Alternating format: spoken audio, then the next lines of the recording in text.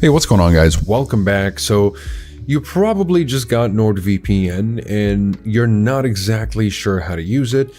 As you can tell, the interface could look a little confusing if you're not really familiar with VPN. So today I'm going to show you how you can use NordVPN, just kind of explain a little bit about it and its utility and a few use cases where VPNs in general are useful. So I'm going to get into that. Of course, if you're interested in going straight to the discounts, pricing, or even a full review, you can find those in the description in case you're interested. Besides that, let's just get into what NordVPN is all about. So essentially, a VPN is going to route your connection through a server that you select so that it looks like you're coming from there. So if I were to, let's say, connect to, let's just go with Switzerland. So I'll just click it right here. And as you can tell, it's as easy as that. It'll just connect to the server. Now, how do I double check that I'm actually connected to the server? Let's say, you want to change your IP address, which is like your phone number, by the way, for your computer. That's what websites use to basically communicate with you. So let's say you want to check your IP address. You can just go to any IP finder and check out your IP address. And it'll basically look like I'm in Switzerland because, again, I'm not in Switzerland. I'm just connected to the Swiss server with NordVPN. You've got over 6,000 servers in 61 countries. So anytime I want to look like I'm coming from a specific country, I can just select the country and that's basically it. Now you can use the map and you can also search for the countries here or just go down the list. There's up to 61 countries and you do have some specialty servers here, which I'll briefly talk about a little bit later on. But for now, let's just stick to how you can use the VPN. As you can tell, it's very simple. I can go ahead and pause it or just simply turn it off, and that's it as far as turning it on and off.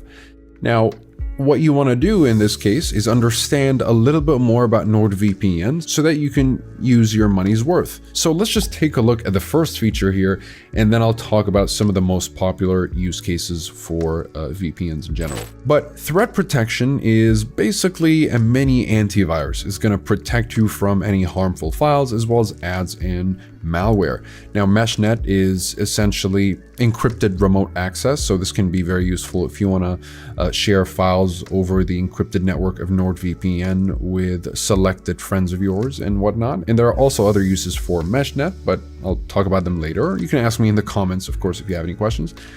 Dark Web Monitor is going to keep an eye out for leaked data that's linked to your personal information. And now if we go to the settings here, you'll notice we have general. This is just, app preferences and whatnot, but you want to go to connection, make sure that you're using the NordLynx protocol. This is the fastest protocol. And besides that, you've got the kill switch and split tunneling. Now, you just want to understand these two features so that you know whether or not to use them.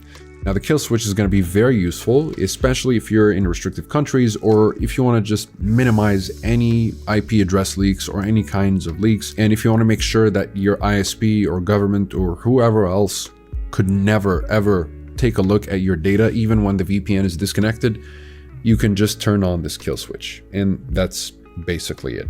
And you do have two options here. So disable the internet access when a VPN connection drops unexpectedly, or when you just manually disconnect it, it'll also disconnect your internet connection. So this is a super useful feature, especially again, if you're in restrictive countries. And you can use the app kill switch, which will close the selected apps rather than closing the entire connection or disconnecting you entirely from the internet access. So a very useful feature. Now, some of the most popular use cases for VPNs is streaming, because streaming content essentially differs from region to region. So if, let's say, you're abroad and you're not able to access a specific show that's only available in the US library of Netflix, well, you can connect to an American server and watch your favorite shows, whether it's on Hulu, Amazon Prime Video, or Disney Plus, or any other US-only streaming service. On the other hand, of course, if you are in the States and you want to connect to a European server so that you can get access to European libraries, For example, Friends, I think on Netflix is not available in the States, but it is available in European libraries. So you can connect to a European library and get access to the series Friends. Besides that, people use VPNs for torrenting. I use it for torrenting. So anytime I torrent something or engage in any peer-to-peer activities, if you didn't know, when you're torrenting, anybody that's downloading the same torrent will be able to see your location, IP address, country, and a bunch of information that you don't really want to give out. So in this case, you use a VPN to hide your IP address. You also use a VPN to protect your data when you're on public Wi-Fi. Essentially, it'll encrypt your data so that it looks like a bunch of jumbled code to any hacker that's trying to access your data, especially on public Wi-Fis, which are not secured. You absolutely have to use a VPN, otherwise you'll risk compromising your data, whether you're using public Wi-Fi, using your phone, PC, or iPad. If you're in the airport, if you're in a cafe, or any other public place, you absolutely need to use a VPN. Unless you're in a secured Wi-Fi, maybe your friend's Wi-Fi or your own Wi-Fi, that's the only place where, you could maybe not use a VPN if you don't want to. So these are 3 of the most popular use cases. Hopefully you also know how to use a VPN now. So again, to just kind of demonstrate, so let's just say I want to access Hulu. Let's say I'm outside the United States. I want to access Amazon Prime Video, HBO Max, or Hulu. I can just zoom in here. Let's just say connect to the New York server, and just know that if I go to Netflix or Hulu or any other service right now, it will interpret as if I'm in the United States, thus giving me American content. And besides that, by the way, I know I said I'll talk about the specialty servers, but these are essentially servers that are catered to specific activities or specific purposes, and they can be useful in a variety of situations.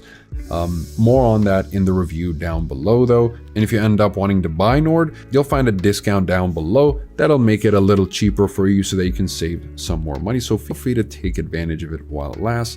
And the coupon will actually be applied. Even if you check out this video like a year later or something, it'll still apply and give you the latest and most updated coupon or discount code.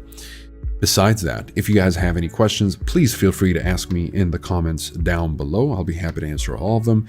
And like and subscribe if you'd like to support the channel and stay up to date with everything VPNs and cybersecurity. Thank you guys very much for watching, and I'll see you in the next one. Have a wonderful day.